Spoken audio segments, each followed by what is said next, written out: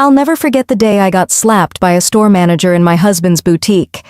She had no idea I was the billionaire's wife who actually owned the place. I was just dressed casually that day. What happened next will shock you. Hey everyone, I'm Angela, and today I'm sharing the most embarrassing thing that ever happened to me. Before I tell you this crazy story, please hit subscribe and the bell icon. Trust me, you won't want to miss this. So let me take you back to that awful day that changed everything. My name is Angela Martinez, I'm 25 years old, and my life is nothing like what people expect when they hear I'm married to a billionaire. 2 years ago, I was just a regular college graduate working at a coffee shop, struggling to pay my student loans and living in a tiny apartment with 3 roommates. Then I met Daniel at that same coffee shop where I worked.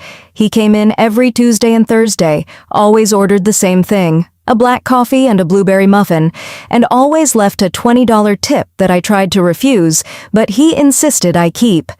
For 3 months, we had these little conversations while I made his coffee.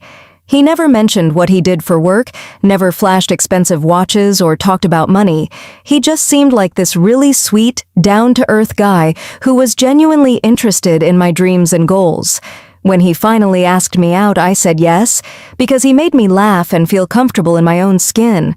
It wasn't until our 3rd date, when he picked me up in a car that probably cost more than most people's houses, that I realized Daniel Martinez wasn't just some regular guy.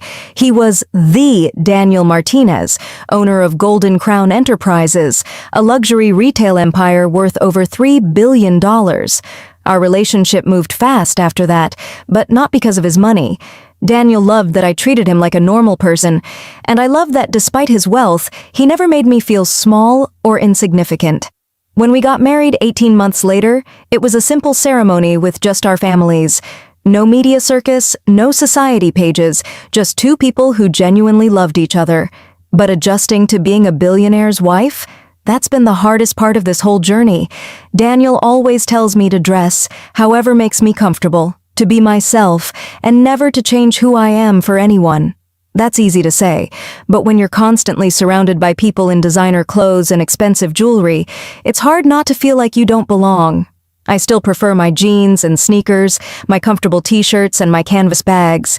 Daniel says it's one of the things he loves most about me, that I haven't let his world change my authentic self, but sometimes that authenticity comes with consequences I never expected. About 6 months ago, Daniel started receiving complaints about the staff at his flagship Golden Crown boutique downtown. Customers were saying the employees were rude, judgmental, and treated people differently based on their appearance. Daniel was incredibly busy with a major business expansion at the time, flying between meetings in 3 different countries, so he couldn't investigate personally. That's when I volunteered to help. I thought it would be simple, just walk into the store, observe how the staff behaved, and report back. I had no idea I was about to experience firsthand exactly what those customers had been complaining about. The morning I decided to visit the store, I got dressed like I always do. I put on my favorite pair of jeans, the ones that are perfectly broken in and incredibly comfortable, and a soft pink t-shirt that Daniel bought me on our first trip together. I added my old denim jacket, the one I've had since college, and slipped on my white sneakers that have seen better days but are still the most comfortable shoes I own. I left all my expensive jewelry at home except for my simple wedding ring, and instead of carrying one of the designer purses Daniel's bought me, I grabbed my trusty canvas bag that's been with me for years. Looking in the mirror, I saw exactly what I wanted to see: a normal 25-year-old woman heading out for some shopping. I looked approachable, casual, and completely unremarkable, which was perfect for what I needed to do. I had no idea that this ordinary outfit would soon make me the target of the most humiliating experience of my life. The Golden Crown Boutique downtown is Daniel's pride and joy. It's a 3-story masterpiece with marble floors imported from Italy, crystal chandeliers that sparkle like stars, and the most beautiful designer collections from around the world. Every detail was carefully chosen to create an atmosphere of luxury and elegance. As I walked through those glass doors, I should have felt proud. This was my husband's vision brought to life. Instead, I immediately felt out of place.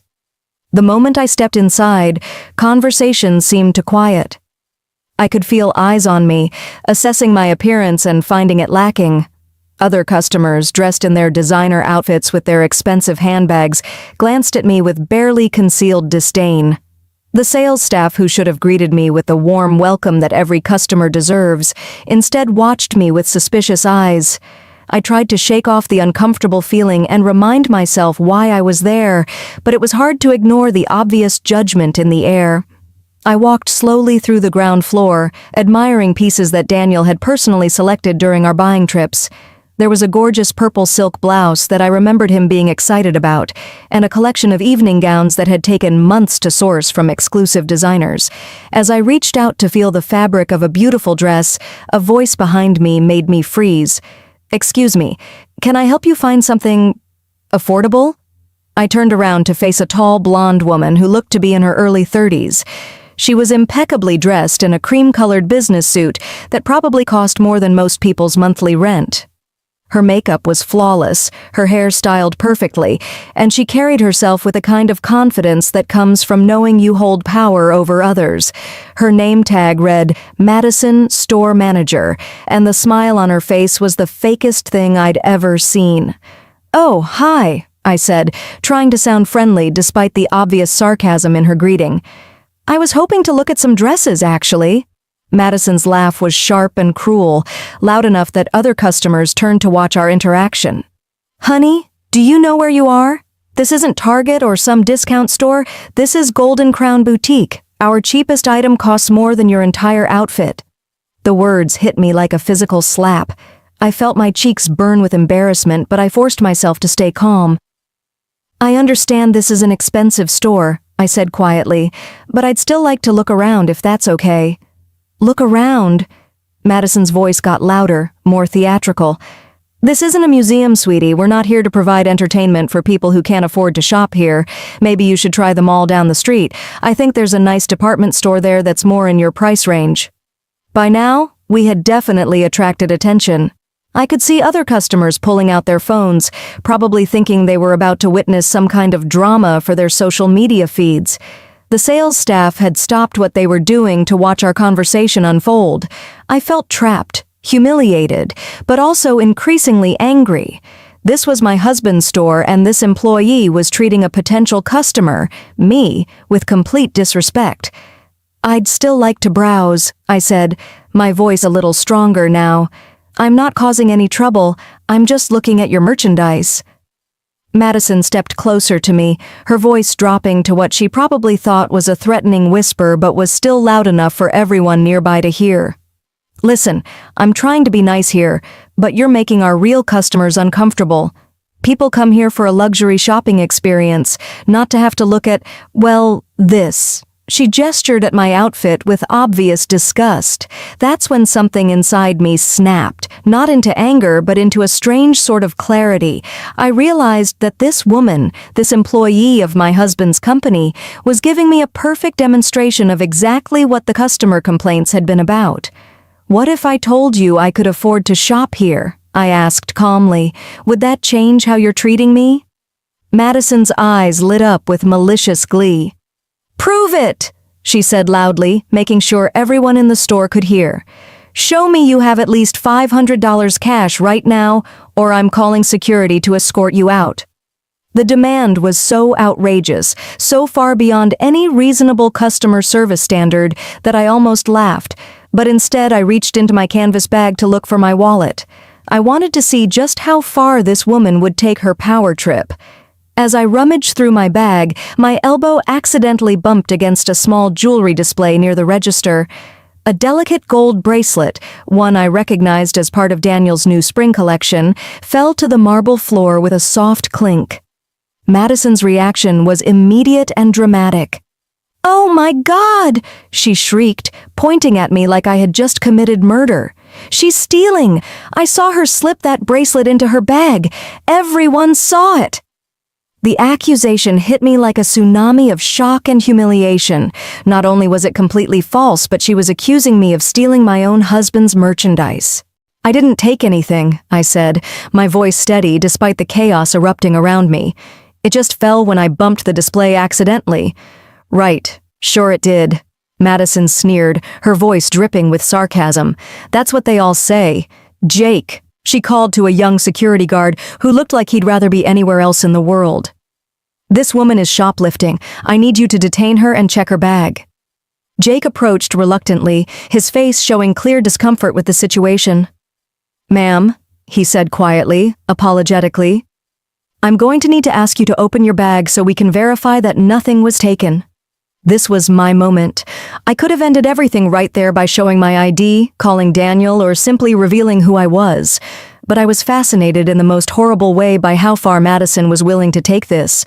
How badly would she treat someone she believed had no power, no voice, no way to fight back? "I haven't stolen anything," I repeated, my voice calm but with a slight tremor that I hoped sounded like fear rather than anger. "You have security cameras throughout the store. Check them if you want to see what really happened." Madison laughed coldly. "Oh, we will definitely be checking those cameras, but first you're going to show us what's in that ratty old bag of yours, and then we're going to call the police." The word police sent a murmur through the growing crowd of onlookers. I could see at least 6 people recording with their phones now, probably thinking they were about to witness an arrest. The situation had spiraled so far beyond reality that I felt like I was watching it happen to someone else. "Look," I said, trying one last time to give Madison a chance to step back from the cliff she was about to jump off. "I think there's been a misunderstanding. Maybe you should call the owner before this goes any further. I'm actually what?" Madison cut me off with vicious glee. "Actually, a thief? Actually someone who thinks she can come into a high-end store and steal whatever she wants because she thinks no one will notice? Actually someone who's about to be arrested?" I tried to show her my phone, thinking maybe I could call Daniel and let him handle this diplomatically. But Madison knocked it out of my hand with such force that it skittered across the marble floor and came to rest near a display of evening gowns. "No calling your friends to come bail you out," she snarled. "You're not going anywhere until the police get here." That's when I said the words that I thought might finally get through to her. "My husband owns this store." The effect was not what I expected. Instead of giving Madison pause, instead of making her think twice about her actions, it sent her into what I can only describe as a frenzy of cruel laughter. "Your husband," she gasped between fits of laughter. "Your husband owns Golden Crown Boutique? What does he do? Empty the trash cans at night? Clean the windows? Maybe he's the guy who mops the floors after we close." The crowd was eating it up. Some people were laughing along with Madison. Others looked uncomfortable but didn't speak up.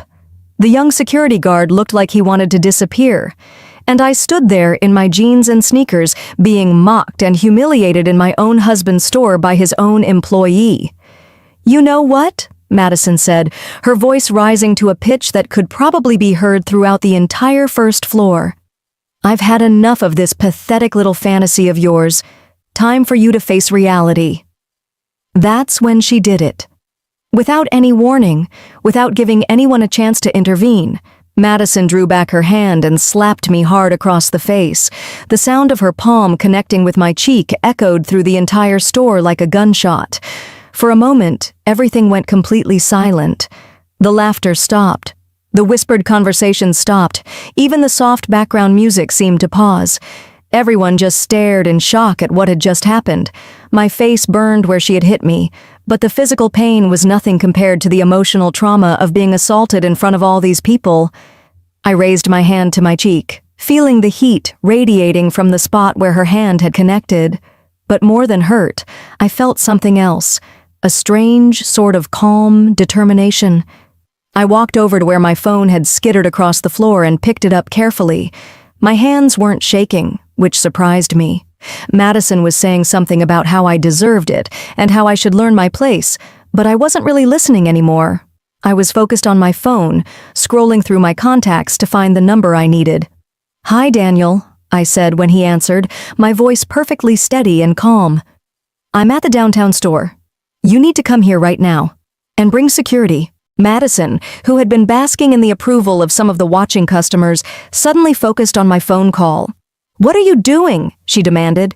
"Who are you calling?" I ignored her and made a second call. "This is Mrs. Angela Martinez. I said to the head of Daniel's corporate security team. "I need you at the downtown Golden Crown location immediately. There's been an incident." The use of my married name seemed to finally penetrate Madison's consciousness. Her face, which had been flushed with excitement and power just moments before, began to show the first signs of uncertainty. "Martinez?" she repeated, her voice smaller now. That's not your real name. You're making this up." I didn't respond. I just stood there, holding my phone, waiting. The crowd of onlookers seemed to sense that something had shifted, that the dynamic of the situation was about to change dramatically. Some people started putting away their phones, perhaps realizing that they might not want to be on record for what was about to happen. It took exactly 12 minutes for Daniel to arrive. I know because I was watching the clock on my phone, counting down the seconds until my husband walked through those glass doors. When he did, followed by 3 members of his security team, the atmosphere in the store changed instantly. Daniel Martinez doesn't look like what most people expect when they think of a billionaire. He's not flashy, doesn't wear gaudy jewelry or carry himself with arrogance, but there's something about his presence that immediately commands respect.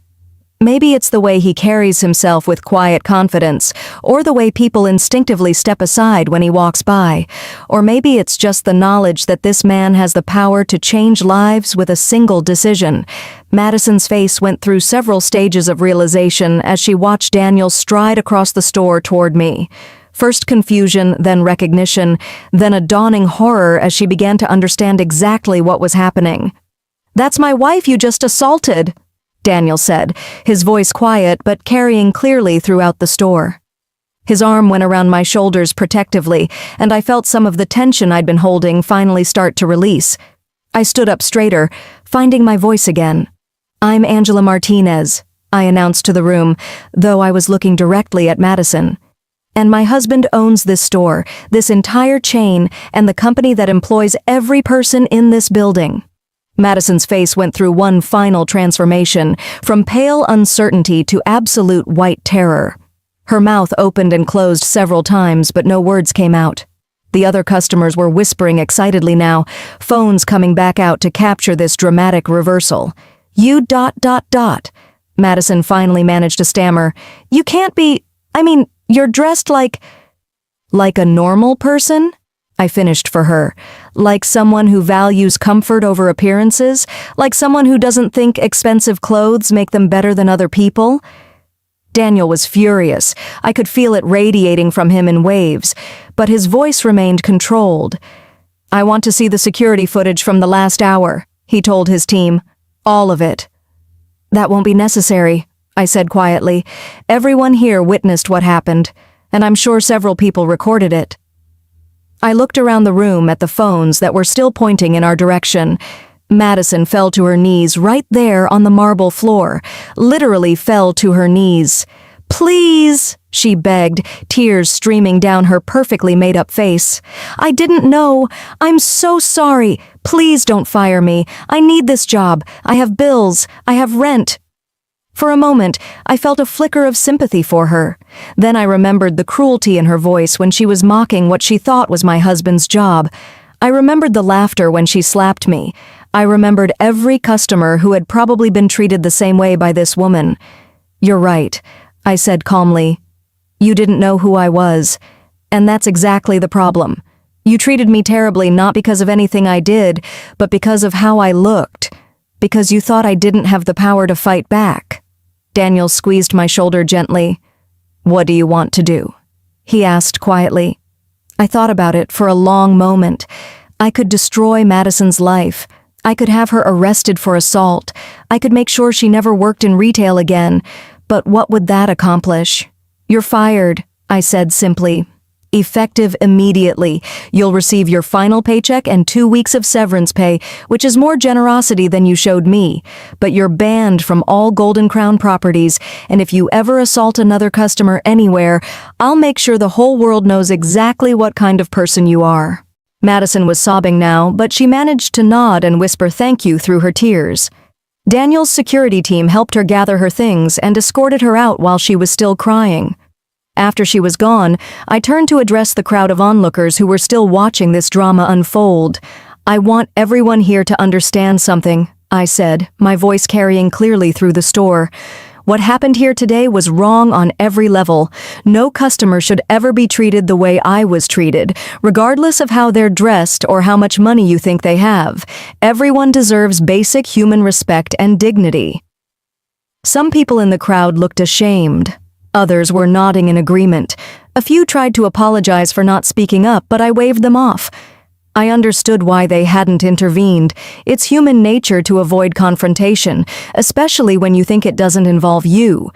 The young security guard, Jake, approached us hesitantly. "Mrs. Martinez," he said quietly, "I'm really sorry about what happened. I should have stopped it, but she was my supervisor and You were put in an impossible position," I told him gently. "Don't worry about it." Daniel spent the next hour implementing immediate changes. The entire staff had to attend sensitivity training within the week. New policies were put in place about how customers should be treated regardless of their appearance. And most importantly, every employee was reminded that their job was to provide excellent service to every person who walked through those doors. As we were leaving the store, Daniel took my hand and stopped walking. "I'm proud of you," he said, "for how you handled that. For the grace you showed even after being assaulted. You could have destroyed that woman's life, but you chose mercy instead." "She made a mistake," I said. "A terrible, cruel mistake. But everyone deserves a chance to learn from their mistakes and become better." The video of Madison slapping me did go viral, just like I expected it would. But the story that emerged wasn't the one Madison probably hoped for when she first saw me walk into the store. Instead, it became a powerful reminder about treating everyone with kindness and respect, regardless of appearances. The comments were overwhelmingly supportive, with people sharing their own stories of being judged based on how they looked. 3 weeks later, I received an unexpected message on social media. It was from Madison. She had found a new job at a small boutique across town, and she wanted to thank me for giving her a second chance when I could have ruined her life. She said the experience had taught her something important about empathy and respect, and that she was working hard to become a better person. I was glad to hear it. That day at the store changed me too. I realized that I had been judging myself just as harshly as Madison had judged me. I had been feeling like I didn't belong in Daniel's world because I didn't look like what people expected a billionaire's wife to look like. But Daniel fell in love with me exactly as I am, and that's never going to change. Now I dress however makes me happy, regardless of the setting. If I want to wear jeans to a charity gala, I wear jeans. If I want to carry my canvas bag to a business meeting, I carry my canvas bag. And if anyone has a problem with that, well, they can take it up with my husband. More importantly, that experience taught me never to make assumptions about people based on their appearance. You never know who you're talking to, what their story is, or what they might be going through. The person serving your coffee might be working 3 jobs to pay for medical school. The woman in the worn coat might be a millionaire who chooses to live simply. The quiet man in the corner might be a genius who's about to change the world. The Golden Crown Boutique downtown is still Daniel's flagship store, but now it's known for something different. Instead of being a place where people are judged by their wallets, it's become famous for treating every customer like royalty, regardless of how they're dressed or how much money they appear to have. Sales have actually increased since we implemented the new policies, proving that kindness really is good business. So that's my story. The day I got slapped in my own husband's store and learned one of the most important lessons of my life. It was humiliating and painful, but it taught me to stand up for myself and never to judge anyone based on their appearance. Have you ever been treated badly because of how you looked? Or maybe you've caught yourself making assumptions about someone based on their clothes or appearance? Tell me your story in the comments below. I read every single one. If you enjoyed this crazy chapter from my life, please give this video a thumbs up and subscribe for more real stories that will make you think. And remember, you never know who you're talking to, so always choose kindness. I'm Angela, and I'll see you in the next story, that will make you think.